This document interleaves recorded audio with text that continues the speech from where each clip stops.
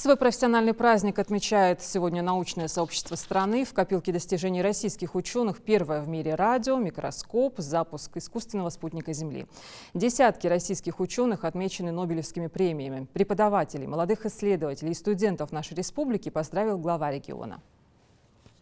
Поздравляю уважаемых ученых, преподавателей, молодых исследователей и студентов нашей республики с Днем российской науки. Сегодня мы чествуем тех, кто преданно служит науке, талантливых и упорных в познании законов мира людей, для которых научный поиск – дело всей жизни. Именно они реализуют самые смелые идеи. Мы наблюдаем заметный рост интереса к науке не только у молодежи, но и у старшего поколения. Это тенденция времени, ее игнорировать нельзя. Надо отметить, что развитие науки в Ингушетии началось одновременно с утверждением государственных институтов и созданием в 1926 году Ингушского научно-исследовательского института гуманитарных наук имени Чаха Ахриева, других учебных учреждений и производств. Молодежь – самая активная и талантливая часть населения республики. Им предстоит трудиться на неве научных открытий, исследовать передовые технологии, раскрыть интеллектуальный потенциал нашей республики. А в авангарде научной деятельности студенты ИНГУ. У нас немало ученых, именами которых мы можем гордиться. К примеру, предприниматель и ученый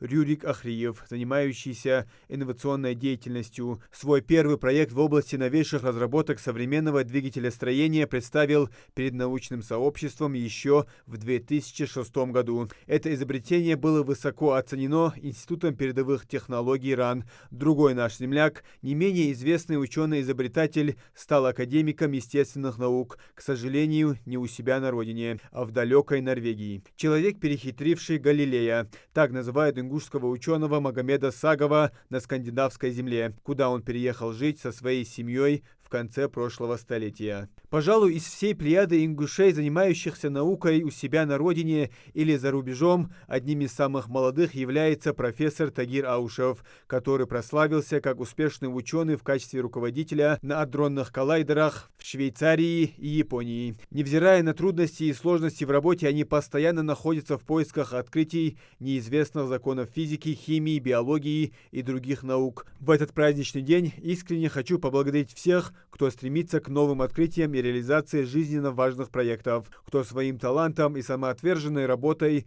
делает реальными самые смелые идеи. От всей души желаю вам крепкого здоровья, вдохновения, новых свершений и творческих успехов в вашем созидательном труде.